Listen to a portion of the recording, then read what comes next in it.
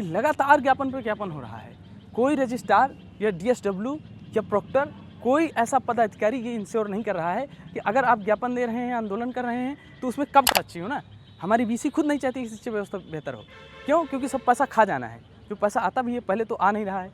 जिस तरह से इन्होंने एजुकेशन के बजट को काटा है, जिस तरह से बजट घटा है, वो बजट ये दिखाता है कि सरकार किस तरह की सरकार की नीतियाँ हैं। हो सकता है, मुझे डर है कि मैं आपके यहाँ बोल रहा हूँ, हो सकता है अगर उनके हाथ लग जाए मेरा भी निलंबन कर दें और फिर कह देंगे मानवेंद्र यहाँ का छात्र नहीं है। इस तरह से ये लोग निलंबन करके और यहाँ के छात्र न बताने का। आप जब इलाहाबाद विश्वविद्यालय में इनरोल्ड नहीं थे तो इस विश्वविद्यालय की जो ख्याति सुने थे, यहाँ आपको कैसा लगता है? नहीं, देखिए, मैं अपने परिचय से शुरू करता हूँ। मेरा नाम मानवेंद्र यादव है। मैं ऑल इंडिया स्टूडेंट एसोसिएशन से हूँ।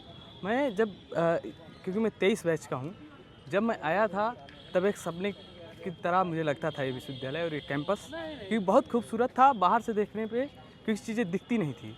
जब इसके अंदर हम आते हैं और इसमें देखते हैं कि जिस तरह की फीस और महंगाई और जिस तरह की सारी चीज़ें हैं, इसका एजुकेशन सिस्टम है, क्लासेस की जो जर्जर व्यवस्थाएं हैं, उन सारी चीज़ों को जब देखें अंदर आने के बाद, तब वो जो इसके बाहर की चीज़ें थी, जिस तरह से ये था कि विश्वविद्यालय कैंपस बहुत अच्छा लग रहा है। जब हम यहाँ आए, देखें क्लासरूम किस तरह से जर्जर हैं, वॉशरूम नहीं है, पानी के पीने की व्यवस्थाएँ नहीं हैं, तब देख के लगा कि मुझे लग रहा है कि हम जहाँ आए थे, जो सपने थे, जो हम सोच रहे थे कि एक सेंट्रल विश्वविद्यालय जिस तरह का होता है, सेंट्रल यूनिवर्सिटीज़ जिस तरह की होती हैं, उसका सिलेबस जिस तरह का होता है, जिस तरह की एजुकेशन होती है, उस तरह की एजुकेशन नहीं है। क्योंकि जो इसके बाद जो नई शिक्षा नीति लागू होती है, वो नई शिक्षा नीति लागू तो कर दी गई है यहाँ, लेकिन वो नई शिक्षा नीति यहाँ फिट नहीं हो रही है। ना तो यहाँ स्मार्ट बोर्ड में नहीं है, कोई क्लासरूम ऐसा नहीं है जिसमें स्मार्ट बोर्ड लगा हो। कि एजुकेशन को ये कह रहे हैं, बार बार कह रहे हैं कि नई शिक्षा नीति लागू हो जानी चाहिए, जोर देकर यहाँ NEP लागू की गई, ठीक है। यहाँ वो करिकुलम के लिए व्यवस्थाएं नहीं है। चाहे FCI की क्लासरूम को देखें, कितना ख़राब है वहाँ की स्थिति, जर्जर व्यवस्था है।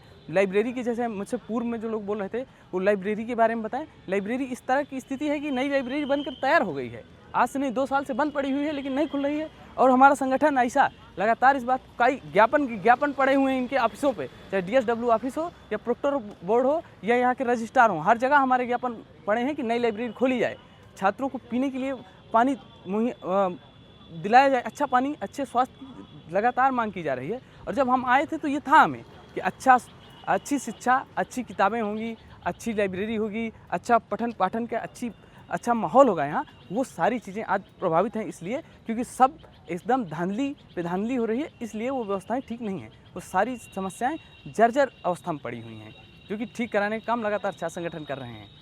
विश्वविद्यालय प्रशासन से क्या छात्रों की बातचीत हुई या वो नहीं हो पा रही है? इसके पीछे जब केंद्र सरकार शिक्षा व्यवस्था पे बड़ा आंदोलन चल रहे हैं देश में, तो ऐसे में विश्वविद्यालय में इतनी शालीनता से क्यों चल रहा है? हाँ, जैसे आपका सवाल जो है, मैं उसको कहेगा कि लगातार ज्ञापन पर ज्ञापन हो रहा है।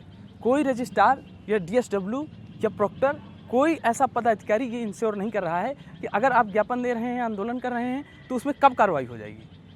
सब ज्ञापन ले रहे हैं और ये आश्वासन दे रहे हैं कि 2 दिन में हो जाएगा, लेकिन लिखित इतनी कई बार की मीटिंगें हो चुकी हैं इन लोगों के साथ, कई बार बैठ चुके हैं, टेबल टॉक हो चुकी है, लेकिन कोई अधिकारी ये नहीं कह रहा है कि फीस कब रुकेगी, सीटें कब बेहतरीन शिक्षा व्यवस्था कब होगी, क्लासरूम कब बेहतर होंगे, लाइब्रेरी में नई पुस्तकें, नई किताबें कब आएंगी। कोई ऐसा पदाधिकारी यहाँ का नहीं है जो ये इंश्योर करे कि नहीं हो जाएगा।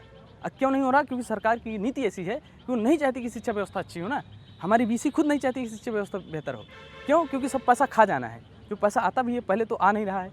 जिस तरह से इन्होंने एजुकेशन के बजट को काटा है, जिस तरह से बजट घटा है, वो बजट ये दिखाता है कि सरकार किस तरह की सरकार की नीतियाँ हैं, ये तय हैं। इन्हीं सारे मुद्दों को लेकर इलाहाबाद में 9 तारीख को हमारी नेशनल प्रेसिडेंट नेहा, उनके साथ दानिश और अमीन जो जंतर मंतर पे संघर्ष कर रहे थे, लगातार संघर्ष करते रहे। इन्हीं सारे मुद्दों को लेकर, पेपर लीक और सारी समस्याओं को लेकर एक महासभा करने वाले हैं पत्थर गिरजाघर पर 9 तारीख को, इसी सितंबर को। इन्हीं सारे मुद्दों को लेकर, वो चाहे पेपर लीक हो, चाहे फीस वृद्धि हो, चाहे लगातार विश्वविद्यालय में घट रही सीटें हों, सारी जो समस्याएं हैं उनको लेकर हम तुरंत बड़ा महाजुटान करेंगे 9 तारीख को। विश्वविद्यालय प्रशासन कहता है कि जो आंदोलनकारी हैं वो यहाँ के इनरोल्ड स्टूडेंट नहीं हैं, अराजक तत्व हैं। जब विश्वविद्यालय आपको छात्र ही नहीं मानेगा तो आपकी समस्याओं पे बातचीत करने का कहाँ से बातचीत आगे बढ़ेगी? नहीं, आप सही कह रहे हैं, क्योंकि इसलिए ना, क्योंकि मैं छात्र तो हूँ यहाँ का। अब मैं छात्र हूँ, ये सारे छात्र हैं, ये बताइए कौन आएगा विश्वविद्यालय में?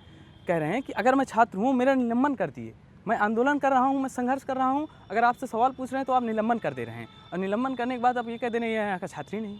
आप लाठियाँ चला रहे हैं, सरेआम यही लाठी मारी गई। वो छात्र ही था विवेक सुल्तानवी, जो इसलिए आंदोलन कर रहा था कि छात्र की लीगल मांगी थी। क्यों आप प्रताड़ित कर रहे हैं? एजुकेशन और शिक्षा के रोजगार पे ही इससे पूर्व जो प्रोक्टर थे राकेश सिंह, यहीं लाठी सरेआम लाठी मारी गई। वो क्या छात्र नहीं था आपका? यहीं का छात्र था वो, लेकिन ये लाठी मारते हैं, निलंबन कर देते हैं, और फिर इसके बाद नोटिस भेजने के बाद कह देते हैं कि छात्र नहीं है, कि इनरोल्ड छात्र हो सकता है। मुझे डर है कि मैं आपके यहाँ बोल रहा हूँ, हो सकता है अगर उनके हाथ लग जाए मेरा भी निलंबन कर दें, और फिर कह देंगे मानवेंद्र यहाँ का छात्र नहीं है। इस तरह से ये लोग निलंबन करके और यहाँ के छात्र न बताने का वो करते हैं। लेकिन इनकी समस्या नहीं है। जब हमारे देश का शिक्षा मंत्री ये बोल सकता है कि सब आतंकवादी हैं, ये वो लोग नहीं हैं जो एजुकेशन, यहाँ तक कि नक्सली दिमाग का कहा जाता है, क्योंकि हम इनसे सवाल पूछते हैं। यहीं के मिनिस्टर, यहीं का प्रधानमंत्री 15 अगस्त को ये बोलता है कि नक्सली दिमाग के लोगों से हमें लड़ने की ज़रूरत है। क्या हम लोग नक्सली हैं? क्योंकि हम सवाल पूछ रहे हैं सरकार से, इसलिए हमें नक्सली दिमाग के लोग कह रहे हैं। यहाँ सारे जो मुझसे पहले भी बोले हैं और जो यहाँ पढ़ने लिखने वाले हैं जो सवाल करेंगे उन्हें नक्सली ही बोलेंगे लोग। इसीलिए लोग नक्सली दिमाग के लोग बोलते हैं, क्योंकि हम जिनसे सवाल पूछते हैं, लाइब्रेरी का हिसाब मांगते हैं कि फंड आया, किताबें क्यों नहीं आई, यहाँ वाटर कूलर के लिए पैसा आया, वो कहाँ गया, क्लासरूम में जो सीट्स लगी हैं, बोर्ड लगा है, वो क्यों नहीं बदला। क्या इसको नक्सली दिमाग कहते हैं? और सरेआम हमारी बीसी एक पॉलिटिकल भाषण देती है 15 अगस्त को, जिसमें ये दिखा रहा है वो शिक्षा पे बात नहीं की। इससे पहले यहाँ आंदोलन चला था, उस आंदोलन की बात उन्होंने कोई बात नहीं की। हमारे यहाँ क्लास चलेंगे कि नहीं चलेंगे, मैं पूछना चाहता हूँ कि हमारी बीसी बताएं कि कितने क्लासरूमों को जाकर, कितने डिपार्टमेंटों को जाकर उन्होंने चेक किया है कि क्लासरूम में क्या क्लास ले रहे हैं टीचर की नहीं ले रहे हैं, क्या उनका विभागाध्यक्ष क्या काम कर रहा है। क्या बीसी आज तक मुझे एक भी कहीं वीडियो, सिंगल वीडियो प्रोवाइड करा दें कि आज इस विभाग को विजिट किया है उन्होंने और देखा है कि वहाँ की क्या व्यवस्था है। ये इनका काम है।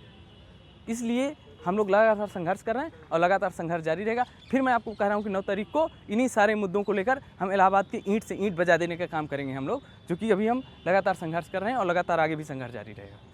ठीक है, नाम बता दीजिए तो। मेरा नाम मानवेंद्र है, मैं ऑल इंडिया स्टूडेंट एसोसिएशन का हूँ, और 9 तारीख को पत्थर गिरजा घर पर 10 बजे से हमारी नेशनल प्रेसिडेंट नेहा के साथ, नेहा, दानिश, अमीन और यहीं के रिसर्च स्कॉलर मनीष, जो लगातार 23 दिन वहाँ भूख हड़ताल पे बैठे रहे और यहाँ आके भी वो संघर्ष करने का काम करेंगे। 9 तारीख को हम सब पत्थर गिरजा घर पर इन्हीं सारी चीज़ों को लेकर आंदोलित होंगे।